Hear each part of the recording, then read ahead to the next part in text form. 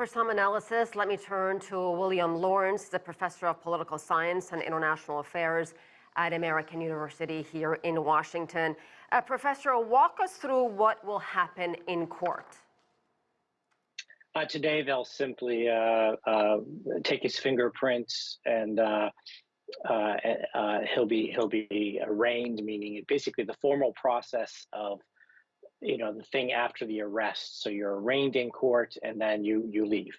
The judge may give him instructions in terms of what he can and can't do. And this is not the judge that will be presiding over the case. So it's very much of a pro forma moment in which they make sure he understands the charges against him.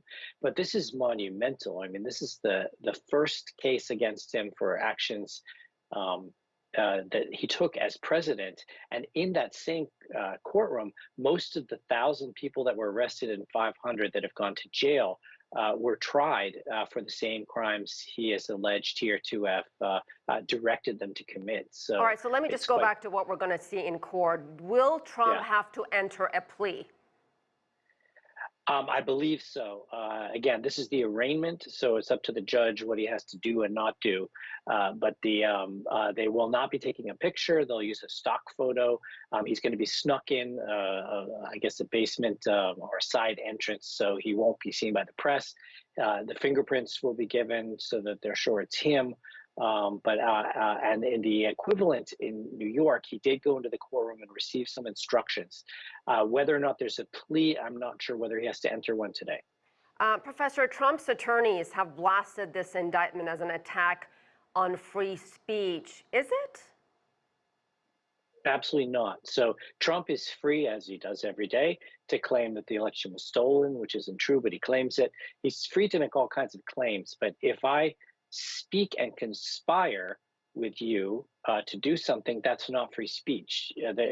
Free speech doesn't say all speech is okay. What free speech says is that there are many, many types of protected speech, so you can have the freedom to express your political viewpoints.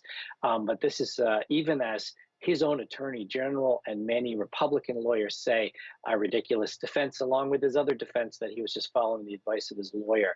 They've tested many of the defenses we use in court, in the court of public opinion here, and it's been run by lawyers. And so far, all of the arguments are failing quite roundly with the legal community. Even today, he tweeted more lies that this election, he still believes, he and many of his supporters believe, the election was rigged and stolen. How hard will it be for prosecutors to prove beyond a reasonable doubt that a crime was committed here? I'm assuming their central argument will be that he knew he lost, and yet he continued to lie.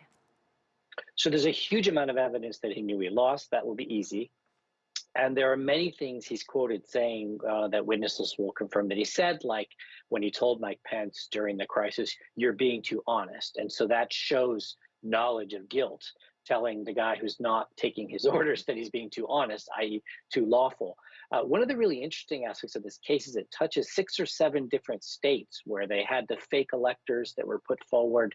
And the conspiracy itself is really fascinating, and in which, a lot of Americans thought, recalcitrant Trump supporters just were hoping that he would be elected and they would put these electors forward. But the conspiracy here was to confuse the American Republic, create confusion in the Congress, force Mike Pence to say there's a confused result here, and then use Republican-dominated state legislators to force Trump into the presidency. And it was an elaborate scheme that's never been tried before in the U.S. or anywhere else. It failed. And it won't be that hard to prove. The wild card here is it's a jury trial. And with jury trials, you never know how a jury is going to come down. In a jury trial, all you need is one to say, I don't agree. And you can have a hung jury and a failed prosecution. Sometimes that'll go to a second trial. And whether this even happens before the election is unclear, although I suspect a lot of the state prosecutions will wait for the federal prosecution if they have that opportunity, because if Trump gets reelected or another Republican like DeSantis, he can go ahead and pardon Trump for federal crimes, which DeSantis has already said he'll do. Trump said he'll arrange for himself to be pardoned, but Trump has no say over the state prosecutions like Georgia and New York, and so those will continue to go forward even if a Republican is elected president. All right, we'll leave it there. Professor William Lawrence, thank you very much.